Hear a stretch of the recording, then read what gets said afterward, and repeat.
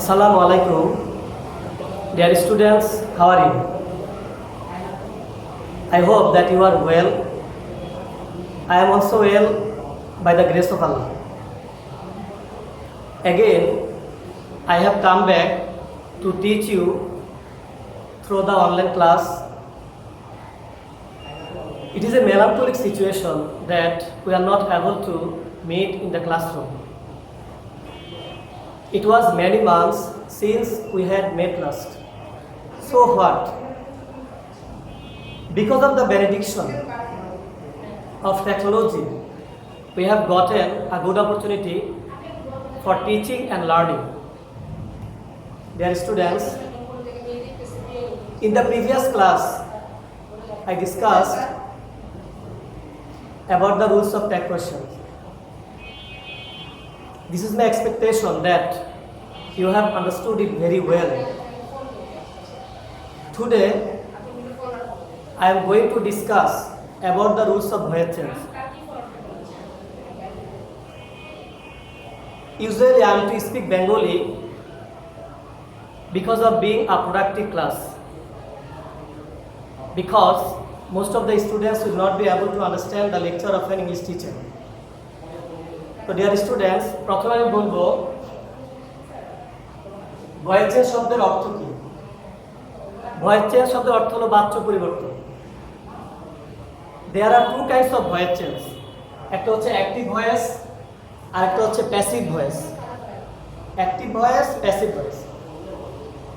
তো active voice হচ্ছে যেখানে সাবজেক্ট সক্রিয়ভাবে কাজ করে, আর প্যাসিভ ভয়েস হচ্ছে যেখানে সাবজেক্ট কাজ করবে না। যেমন আমি যদি বলি আমি বই পড়ি, তাহলে এখানে পড়ার কাজটা কে করছে? আমি। তাহলে এটা অ্যাক্টিভ ভয়েস। আচ্ছা, আবার আমি যদি বলি ছাতাটি কেনা হলো, তো এখানে সাবজেক্ট কোনটা? ছাতা। তাহলে এখানে কি ছাতা কি কাজ করে? অর্থাৎ কেনার কাজটা ছাতা করে না, এজন্য এটা হচ্ছে প্যাসিভ ভয়েস। তো ডিয়ার স্টুডেন্টস, আশা করি তোমরা অ্যাক্টিভ ভয়েস আর প্যাসিভ ভয়েসের পার্থক্যটা তোমরা বুঝে গেছো। অ্যাক্টিভ ভয়েস হচ্ছে যেখানে সাবজেক্ট কাজ করবে, আর প্যাসিভ ভয়েস হচ্ছে যেখানে সাবজেক্ট কাজ করবে না। যেমন তোমাদের যদি ভয়েস চেঞ্জ শিখতে হয়, তাহলে অবশ্যই you must memorize this rule. এই নিয়মটা তোমাকে অবশ্যই ভালোভাবে মুখস্থ করতে হবে। যেমন কোনো বাক্যে তুমি যদি দেখো যে এম ইজ আর যদি থাকে, তাহলে M being, is being, are being আনতে হবে। এখন আমি একটা উদাহরণ দিচ্ছি। যেমন I am doing the work, তাহলে এখানে এম আছে। যেহেতু এখানে এম আছে, তাহলে আমি এখানে কি আনবো? The work is being done by me. অর্থাৎ আমার কোনো বাক্যে যদি এম ইজ আর থাকে, তাহলে আমি am being, is being, are being আনবো। আচ্ছা, এখন আমি যদি বলি আই এম এ বয়, তাহলে এখানে কি আর তোমার M being, is being, are being হবে? কারণ এই সেন্টেন্সে ভয়েস চেঞ্জ হবে না, কারণ এখানে কোনো অবজেক্ট নাই। আচ্ছা, এরপর পরের নিয়মটা দেখো। ওয়াজ আর থাকলে ওয়াজ বিং, ওয়ার বিং আনতে হবে। হ্যাভ এস থাকলে হ্যাভ বিন, হ্যাজ বিন আনতে হবে। ধর আমি একটা উদাহরণ দিই, I have done the work, তাহলে এখানে হ্যাভ আছে, তাহলে আমি এখানে হ্যাভ বিন আনবো, না হলে হ্যাজ বিন আনবো। তো I have done the work has been done by me. I have done the work. আচ্ছা, আবার আমি যদি বলি যে আই হ্যাভ সিন ইউ, তখন কি হবে? You have been seen by me. আবার আমি যদি বলি I have seen the man, তখন কিন্তু দ্য ম্যান হ্যাজ বিন হবে। কারণ আমরা কি জানি, থার্ড পারসন সিঙ্গুলার নাম্বার ক্ষেত্রে কিন্তু হ্যাজ হয়, আর সকল ক্ষেত্রে কিন্তু হ্যাভ হয়। সেটা থার্ড পারসন প্রোনাউন হোক, ফার্স্ট পারসন হোক, কিংবা সেকেন্ড পারসন হোক। 4 নম্বর সূত্র দেখো, হ্যাড থাকলে হ্যাড বিন আনতে হবে। তারপর 5 নম্বর সূত্র হচ্ছে শ্যাল উইল থাকলে শ্যাল বি উইল বি আনতে হবে। 6 নম্বর সূত্র শ্যাল বি উইল বি থাকলে shall be being, will be being আনতে হবে। এখন 6 নম্বরকে একটা উদাহরণ দেই যে I shall be learning English, তখন হবে English will be learned by me. কারণ এখানে শ্যাল বি উইল বি আছে। যখনই তোমার কোনো বাক্যে তুমি শ্যাল উইল বি দেখবে, তখন তুমি কি করবে? প্যাসিভ ভয়েস করার ক্ষেত্রে তখন তুমি shall be being will be being নিয়ে আসতে হবে। আর যদি shall be being will be being না আনো তাহলে তোমার ভয়েস চেঞ্জ কিন্তু হবে না। আচ্ছা, তারপরে আসো 7 নম্বর বাক্য, শ্যাল হ্যাভ উইল হ্যাভ থাকলে shall have been will have been আনতে হবে। এবার 8 নম্বর আসো, প্রেজেন্ট ইনডিফিনিট হলে অ্যামিজার এবং পাস্ট ইনডিফিনিট হলে ওয়াজ হয়। এতক্ষণ আমরা বলছি যে অ্যামিজার থাকলে এন্ডিং ইজ ভার্ব বিং, ওয়াজ আর থাকলে ওয়াজ বিং ওয়্যার বিং। এখন যদি কোনো বাক্যে তুমি অক্সিলারি ভার্ব খুঁজে না পাও তখন তুমি কি আনবে? তখন ভয়েস চেঞ্জে এই অ্যামিজার ওয়াজ হয়ে আনতে হবে। তখন তোমাকে দেখতে হবে বাক্যটা কি প্রেজেন্ট ইনডিফিনিট না পাস্ট ইনডিফিনিট। আচ্ছা, আমি একটা উদাহরণ দিচ্ছি।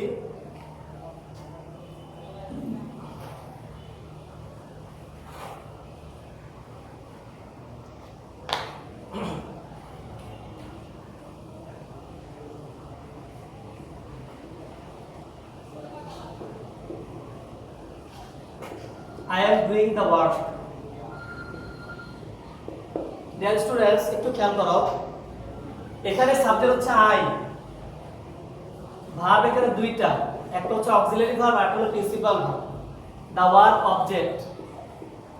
আচ্ছা, এখন খেয়াল করো, আমরা যদি বাক্যটাকে প্যাসিভ ভয়েস করতে যাই তাহলে প্রথমে আমার অবজেক্টের সাবজেক্টিভ ফর্ম আনতে হবে। আচ্ছা, আনলাম দা ওয়ার্ক, তারপর আমি কি আনবো? Auxiliary verb. ওই যে আমি বলছি যে অ্যামিজার থাকলে M being is being are being আনতে হবে। তাহলে আমরা এখন ম্যাচিং করিয়ে দা ওয়ার্ড যেহেতু সিঙ্গুলার নাম্বার, তাহলে থার্ড পারসন সিঙ্গুলার নাম্বার, তাহলে আমি এখন ইজ আনবো। দা ওয়ার্ড ইজ বিং, তারপর ডান বাই, তারপর মি। আচ্ছা, আমি তোমাকে একটা উদাহরণ দিয়ে বুঝালাম, যদি কোনো বাক্যে তুমি অ্যামিজার দেখো এবং অবশ্যই সেটা প্রেজেন্ট কন্টিনিউয়াস হতে হবে। ধরো কোনো বাক্যে ওয়াজ ওয়্যার আছে কিন্তু সেটা অবশ্যই পাস্ট কন্টিনিউয়াস হতে হবে। এখন আমরা কন্টিনিউয়াস কিভাবে চিনবো? কন্টিনিউয়াসে অবশ্যই ভার্বের সাথে আইনি যোগ করতে হবে। কন্টিনিউয়াসে কি হবে? ভার্বের সাথে আইনি যোগ থাকতে হবে। যদি ওই যে অ্যামিজার থাকে M being is being are being আনবো, ওয়াজ ওয়্যার থাকলে ওয়াজ বিং ওয়্যার বিং আনবো।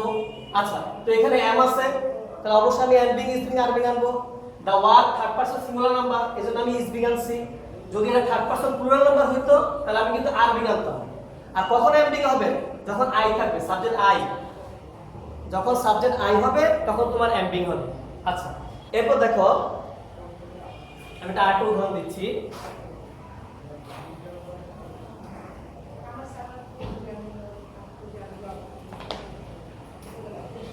He learns English.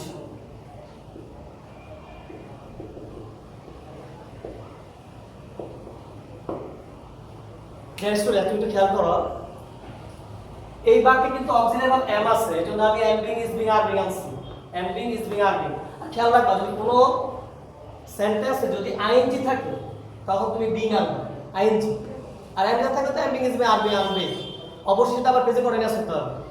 আচ্ছা, এখন হি লার্নস ইংলিশ, এখানে সাবজেক্ট হচ্ছে হি, ভার্ব হচ্ছে লার্নস, আর ইংলিশ হচ্ছে অবজেক্ট। আচ্ছা, এখন দেখো তো সাবজেক্ট ভার্ব অবজেক্ট। এখন এই বাক্যে কোনো অক্সিলারি ভার্ব আছে? There is no auxiliary verb in this sentence. এই বাক্যে কোনো অক্সিলারি ভার্ব নাই। তো এখন এখানে সাবজেক্ট হলো কোনটা? হি, ভার্ব হচ্ছে কোনটা? লার্নস, অবজেক্ট কোনটা? ইংলিশ। তাহলে আমার অবশ্যই এখন আমি এটা করে ফেলি। তো আমার নিয়মটা কি? আমি নিয়মটা একটু পরে লিখে দেবো তোমাদেরকে। প্রথম নিয়মটা হচ্ছে যে অবজেক্টের সাবজেক্টিভ ফর্ম আনতে হবে। আমরা অবজেক্টের সাবজেক্টিভ ফর্ম ইংলিশ।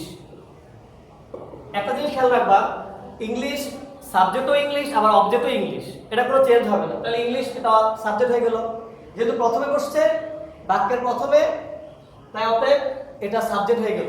আর সাবজেক্টটা কিন্তু নাউন এবং প্রোনাউন হতে হবে। আবার যদি অ্যাডভার্ব হয় তাহলে কিন্তু তোমার সাবজেক্ট হবে না। যেমন আমি যদি বলি ইয়েস্টারডে আই স ইউ, তাহলে ইয়েস্টারডে কি তোমার সাবজেক্ট? না, ইয়েস্টারডে হলো অ্যাডভার্ব। অ্যাডভার্ব কখনো সাবজেক্ট হয় না, সাবজেক্ট হয় নাউন অথবা প্রোনাউন হতে হবে। হ্যাঁ, কখনো কখনো অ্যাডজেক্টিভও তোমার সাবজেক্ট হিসেবে বসতে পারে, তখন দ্য রিচ হবে। যেমন the rich are born to suffer, the rich are born to enjoy lot of things. যদি আমি ওই টাইপের কিছু বাক্য থাকে তখনও সেটা সাবজেক্ট হবে। আচ্ছা, যাক, এখন খেয়াল করো এই বাক্যে কিন্তু কোনো অক্সিলারি ভার্ব নাই। আচ্ছা, এখন যেহেতু এটাকে কোনো অক্সিলারি ভার্ব নাই, তাহলে আমার হয় এটা প্রেজেন্ট ইনডিফিনিট হবে, না হলে পাস্ট ইনডিফিনিট হবে। এখন আসলে আমি লার্নের যদি আমি তিনটা ফর্ম লিখি, লার্ন, লার্নড, লার্নড, এটা হচ্ছে কনজুগেশন অফ ভার্বস। আচ্ছা, লার্নের পাস্ট ফর্ম কি লার্ন, আবার ইডিও যোগ করা যায় লার্নড। এখন খেয়াল করো, এখন যেহেতু এটা প্রেজেন্ট ফর্ম আছে, অতএব এটা প্রেজেন্ট ইনডিফিনিট। যেহেতু এটা প্রেজেন্ট ফর্ম, এটা প্রেজেন্ট ইনডিফিনিট। আচ্ছা, হি লার্নস ইংলিশ, তাহলে এখন কি হবে, আমি অ্যামিজার আনবো। যেহেতু এটা প্রেজেন্ট ইনডিফিনিট, প্রেজেন্ট ইনডিফিনিট সবসময় অ্যামিজার আনতে হয়, তাহলে ইংলিশ ইজ। আর ডিয়ার স্টুডেন্টস, ধরো ট্যাগ কোশ্চেন বলো, নেগেটিভ ইন্টারোগেটিভ বলো, তখন কিন্তু ডু ডাজ ডিড আনতে হয়। প্রেজেন্ট ইনডিফিনিটে ডু ডাজ, আর পাস্ট ইনডিফিনিটে ডিড আনতে হয়। কথা বুঝছো? কিন্তু এই ভয়েস চেঞ্জের ক্ষেত্রে একটা জিনিস খেয়াল রাখবা, প্রেজেন্ট ইনডিফিনিটে তুমি অ্যামিজার আনবা, আর পাস্ট ইনডিফিনিটে ওয়াজ ওয়্যার আনবা। তবে you have to recognize the proper tense, তোমাকে ওই টেন্সটা প্রপারলি চিনতে হবে। আচ্ছা, এখন হি লার্নস ইংলিশ, এই লার্ন হচ্ছে প্রেজেন্ট ফর্ম, এজন্য আমি অ্যামিজার আনবো। কি আনবো? অ্যামিজার আনবো। তাহলে অতএব ইংলিশ ইজ অক্সিলারি নিয়ে আসলাম। এরপরে পাস্ট পার্টিসিপল ফর্ম লার্নড, তারপর বাই, তারপর সাবজেক্টের অবজেক্টিভ ফর্ম আমি নিয়ে আসলাম। আচ্ছা, এখন খেয়াল করো, যেহেতু হি লার্নস ইংলিশ, এখানে কোনো অক্সিলারি ভার্ব নাই, অতএব আমার খুঁজতে হবে এটা কি প্রেজেন্ট ইনডিফিনিট না পাস্ট ইনডিফিনিট। যেহেতু এটা প্রেজেন্ট ফর্ম, অতএব আমার প্রেজেন্ট ইনডিফিনিট। এই যে প্রেজেন্ট ফর্ম, এই ফর্ম থাকলে আমি অ্যামিজার আনবো, আর পাস্ট ফর্ম থাকলে আমি ওয়াজ ওয়্যার আনবো। যেমন আমি যদি বলি I learned English, I learned English, তখন ইংলিশ ওয়াজ হবে, কারণ পাস্ট ইনডিফিনিট যখনই হবে তখনই ওয়াজ ওয়্যার আনতে হবে। আর যখনই প্রেজেন্ট ইনডিফিনিট হবে তখন আমরা অ্যামিজার আনবো। আর প্রেজেন্ট ইনডিফিনিট আমরা কিভাবে চিনবো? প্রেজেন্ট ফর্ম দিয়ে চিনবো। পাস্ট ইনডিফিনিট কিভাবে চিনবো? পাস্ট ফর্ম দিয়ে চিনবো। আচ্ছা, তাহলে English is learned by him. আর আরেকটা জিনিস খেয়াল রাখবা, ভয়েস চেঞ্জে অবশ্যই you must bring past participle form, তোমাকে অবশ্যই আনতে হবে। Without knowing past participle form, without knowing conjugation of verbs, your voice change will not be correct. কখনো তোমার অ্যাক্টিভ ভয়েসটা কারেক্ট হবে না।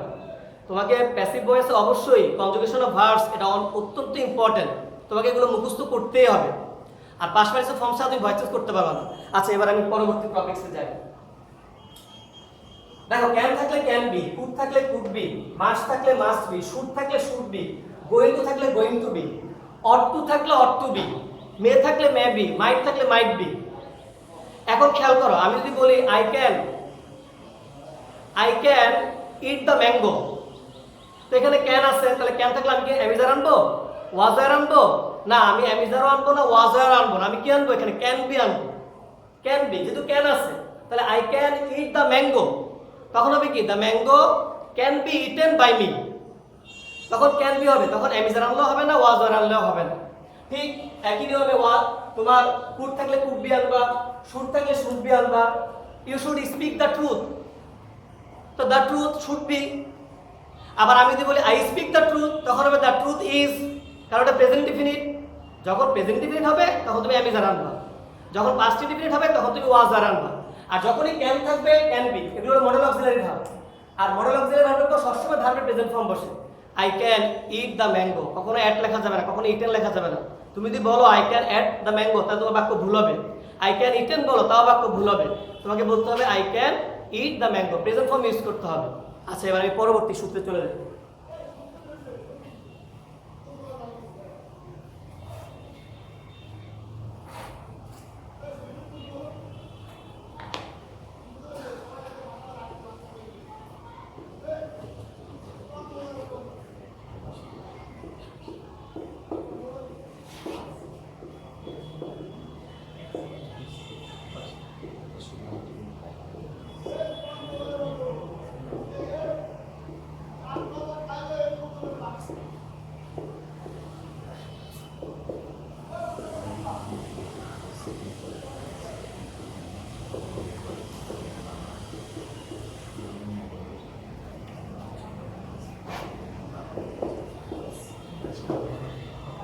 স্টুডেন্টস, তোমাকে এই অবজেক্টিভ ফর্মগুলো জানতে হবে, এগুলো খুবই ইম্পর্টেন্ট।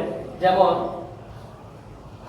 তুমি যদি ভয়েস চেঞ্জে আই দেখো, তাহলে মি হবে, উই থাকলে আস হবে, হি থাকলে হিম হবে, শি থাকলে হার হবে, দে থাকলে দ্যাম হবে, ইউ থাকলে ইউ হবে, ইট থাকলে ইট হবে। অর্থাৎ এই অবজেক্টিভ ফর্মগুলো তোমাকে অবশ্যই মুখস্থ করতে হবে। You must memorize, you must take by heart this objective form. এই ফর্মগুলো তুমি যদি না জানো তাহলে কিন্তু তোমার কিন্তু ভয়েস চেঞ্জ হবে না।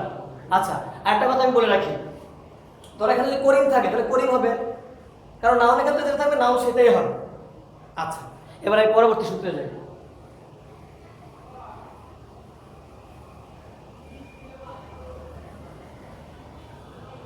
ডিয়ার স্টুডেন্টস, এখন আমি তোমাদেরকে একটা ইম্পর্টেন্ট কথা আমি বলে রাখি।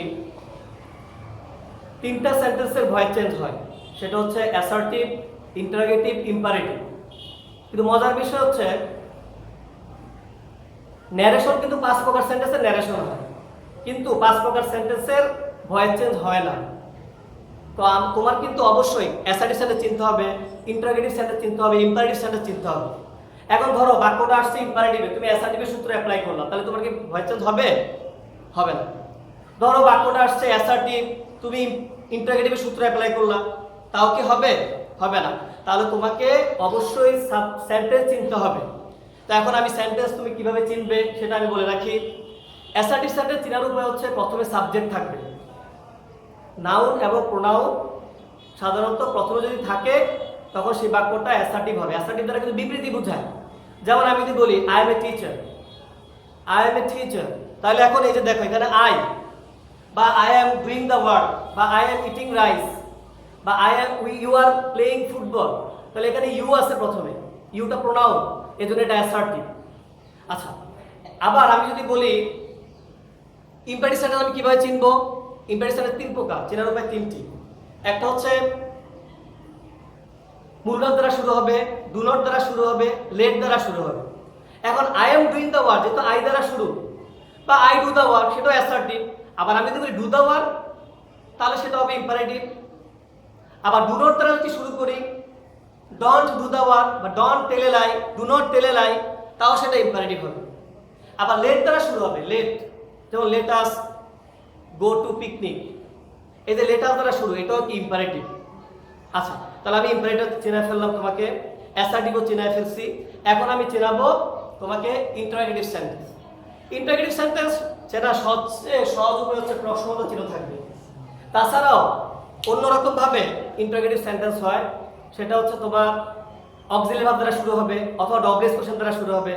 যেমন আমি যদি বলি ডু ইউ সাপোর্ট মি, তাহলে ডু এটা অক্সিলারি ভার্ব, এটা একটা ইন্টারোগেটিভ। আবার আমি যদি বলি what is your name, what প্রথমে আছে, তাহলে এটাও কি interrogative. What do you want, what প্রথমে আছে। সবচেয়ে বড় কথা হচ্ছে সবার শেষে প্রশ্নবোধক চিহ্ন থাকবে। আচ্ছা, আমি এখন অ্যাসার্টিভ সেন্টেন্স নিয়ে তোমাদের সাথে আমি আলোচনা করব। অ্যাসার্টিভ সেন্টেন্সের ভয়েস চেঞ্জ।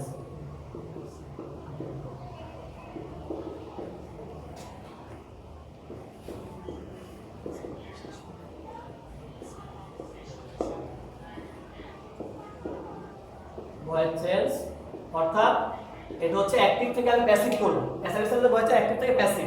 আচ্ছা, 1 নম্বর অবজেক্টের সাবজেক্টিভ ফর্ম বসবো।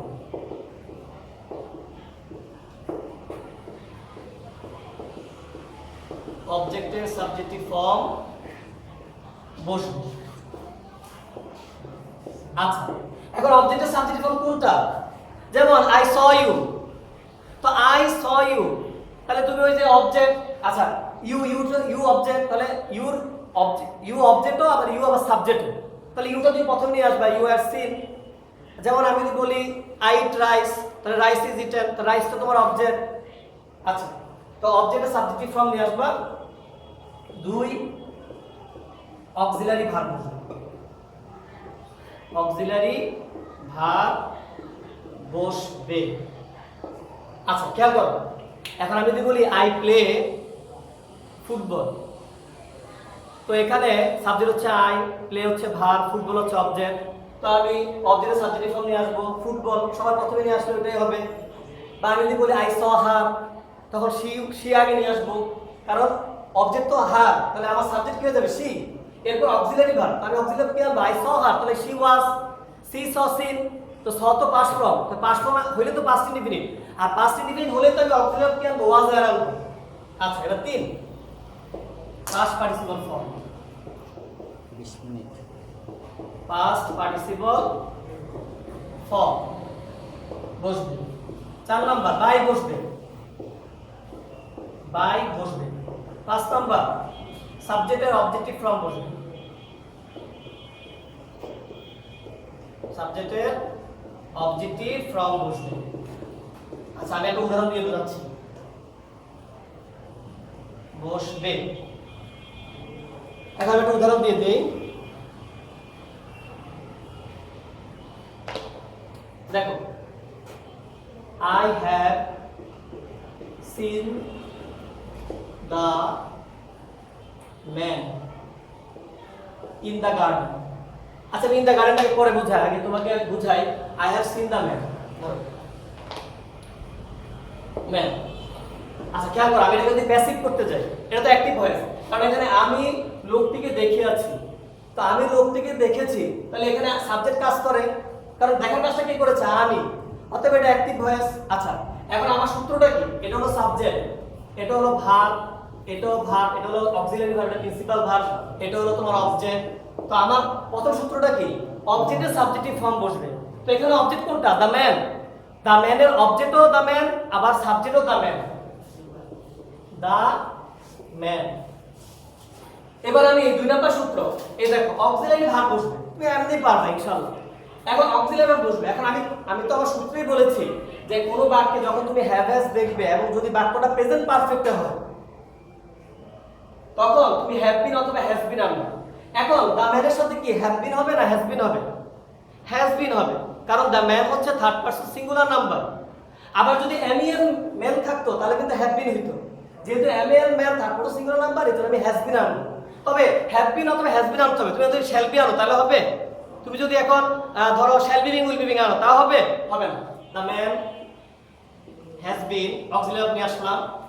এরপর তোমার পাস্ট পার্টিসিপল ফর্ম। তো সিন তো নিজে একটা পাস্ট পার্টিসিপল ফর্ম। দেখো সি, স, সিন। ভয়েস চেঞ্জে কিন্তু পাস্ট পার্টিসিপল ফর্ম অবশ্যই আনতে হবে প্যাসিভ ভয়েস করার ক্ষেত্রে, এটা খেয়াল রাখতে হবে। তো আসো এবার I have been, the man has been scene. এরপর আসো বাই, বাই বসবে, বাই। এরপর সাবজেক্টের অবজেক্টিভ ফর্ম মি, কারণ আমি তো লিখে দিয়েছি আই থাকলে মি হয়। আচ্ছা এখন যদি ধরো আমি যদি লিখি যে I have seen the man in the garden, আমি লোকটিকে দেখিয়েছি বাগানের ভিতর, তাহলে খেয়াল করো কি বা কাকে দ্বারা প্রশ্ন করলে তখন তোমার কিন্তু অবজেক্ট পাওয়া যায়। আমি কাকে দেখেছি? আমি লোকটিকে দেখেছি, তাহলে I have seen the man, তাহলে এটা হলো দ্য ম্যান অবজেক্ট। ধরো আমি যদি বাক্যটা লিখি তাহলে একটু ভালো করে বুঝবা। দেখো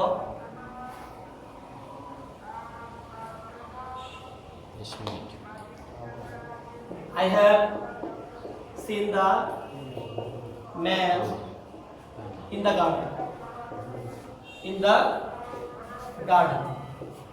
ভয়েস চেঞ্জে কিন্তু অবশ্যই সাবজেক্ট, ভার্ব, অবজেক্ট এবং অতিরিক্ত অংশ তোমাকে মানে দেখতে হবে। দেখো এটা হলো সাবজেক্ট হলো I, auxiliary verb have, seen হচ্ছে প্রিন্সিপাল ভার্ব, এটা কিন্তু অক্সিলারি ভার্ব, এটা principal verb, the man object.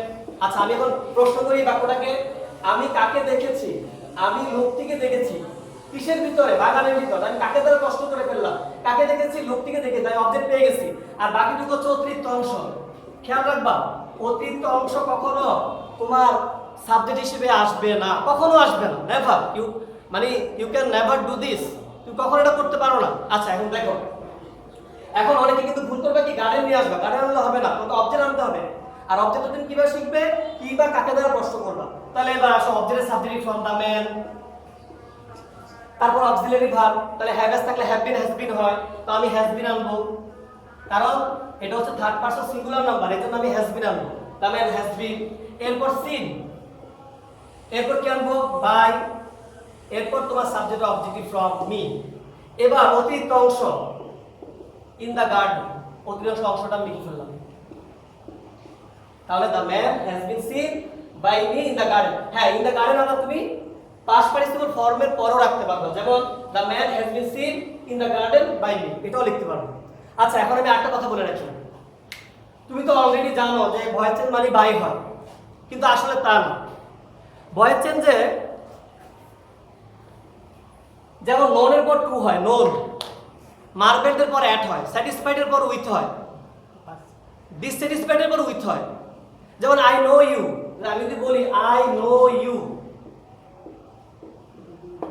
আচ্ছা এখন খেয়াল করো এখানে তো সাবজেক্ট একটা ভার্ব ইউ অবজেক্ট, তাহলে এখন কি আনবো অবজেক্টের সাবজেক্টিভ ফর্ম, তাহলে ইউ।